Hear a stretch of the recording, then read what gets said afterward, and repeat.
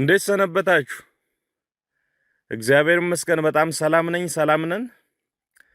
በቅድሚያ በ206ኛ ኮር 24ኛ ክፍለ ጦር በደባይ ጮቄ ሻለቃ ስር ሰልጥናችሁ ላለፉት በርካታ ወራት ብዙ ተውረዶችን አልፋችሁ ለዛሬው መረቃቀን የበቃችሁ ወንድምና እህቶችን እንኳን ለዚህ ቀን አደረሳችሁ፣ እንኳን ለዚህ ማዕረግ አበቃችሁ ማለት እወዳለሁ።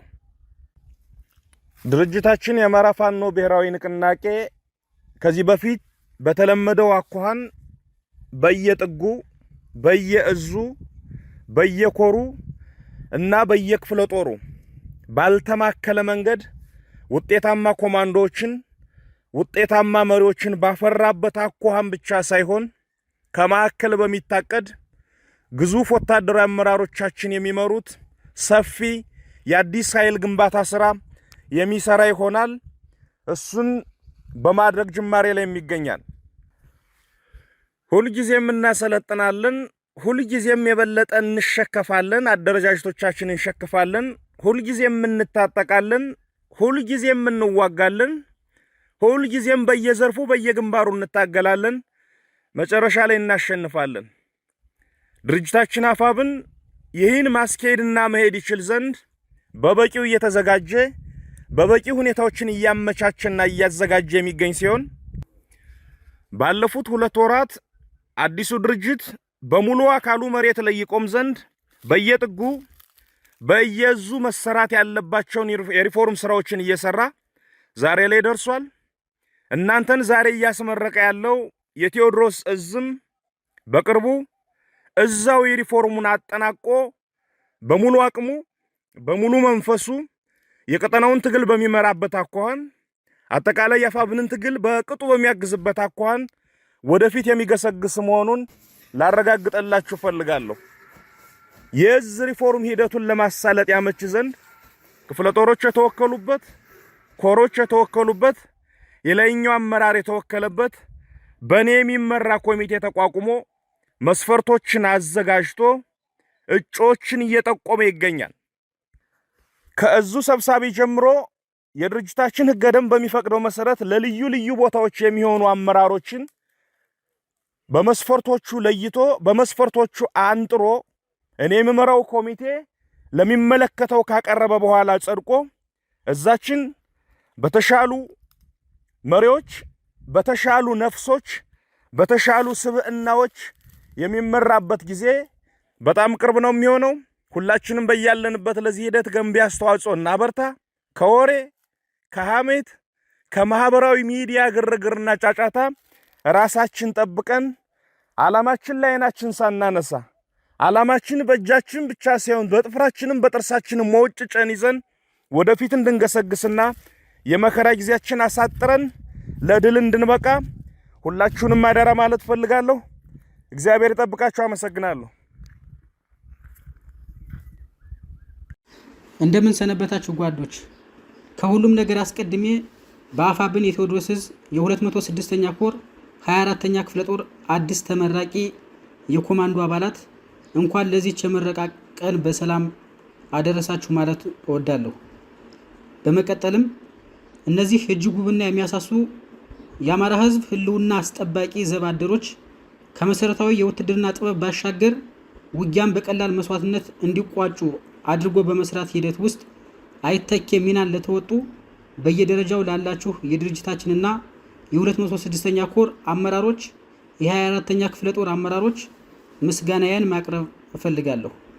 ከምንም በላይ ደግሞ ደጀንና ከለላ በመሆን ከስንቅ ግባታችን እስከ ደህንነት መጠበቃችን የማይተመን ውድ ዋጋ እየከፈለ አብሮን እየተዋደቀ ላለው ደጉ ህዝባችን በድርጅታችን ስም ከልብ አመሰግናለሁ። ይህ ስኬት ያለ እናንተ እገዛና አይዟችሁ ባይነት ሊሳካም እንደማይችል ድርጅታችን አፋብን በጽኑ ያምናል።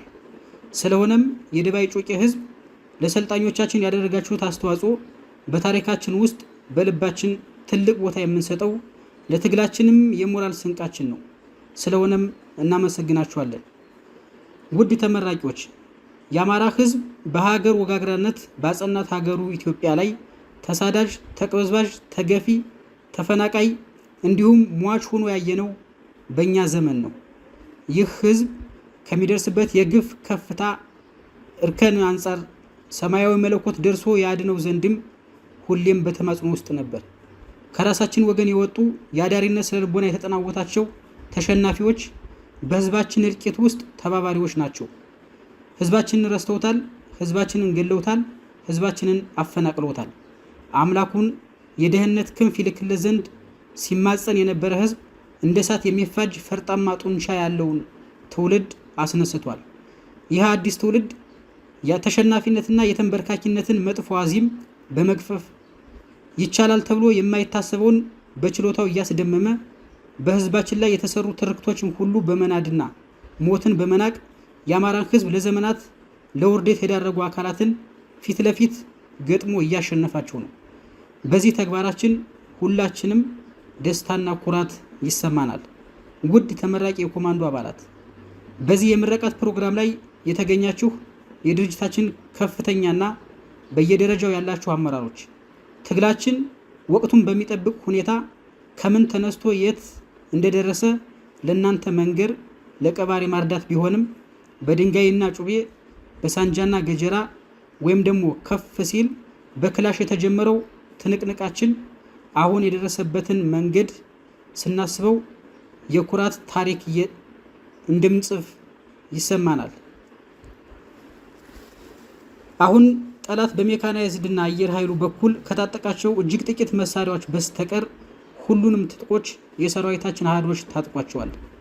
ህዝብ እያስተዳደርን ተቋማዊነትን የሚያከብርና የሚያስከብር ኃይል ገንብተናል። ከምንም በላይ ደግሞ አንድ ወጥ የአማራዊ ድርጅት አፋብንን አምጠን ወልደናል። ጦርነቱን በድል ልንቋጭባቸው ከሚገቡ አውደ ውጊያዎች ትይዩ የዲፕሎማሲ አድቮኬሲ፣ በሚዲያ ዘርፍ ብዙ ትግሎች በጥሩ ሁኔታ እየሄዱ መሆኑን እየገለጽኩ አመራርና ሰራዊታችን ከምንጊዜም በተለየ ሁኔታ ለልዩ ተልዕኮ ራሱን እንዲያዘጋጅና ወትሮ ዝግጁነትን እንዲያረጋግጥ አሳስባለሁ። አፋብን የአማራን ህዝብ የትግል ጥያቄዎች አስኳል ሆኖ ሰራዊታችን ለትግሉ እንዲሳለጥ በማድረግ ትግላችንን በድል ይቋጫል። በመጨረሻም ስልጠናውን በብቃት ለሰጣችሁና ላስተባበራችሁ ድንቅ አሰልጣኞች የላቀ ምስጋናን እያቀረብኩ ውድ ተመራቂዎች በስልጠና ወቅት ያገኛችሁትን አቅምና ጥበብ ለህዝባችን ትግል በድል መቋጨት እንድታውሉት ስል አደራዬና ጥሬን ጭምር አቀርባለሁ። አዲስ ትውልድ፣ አዲስ አስተሳሰብ፣ አዲስ ተስፋ። ዝናቡ ነኝ ከግዳጅ ቦታ።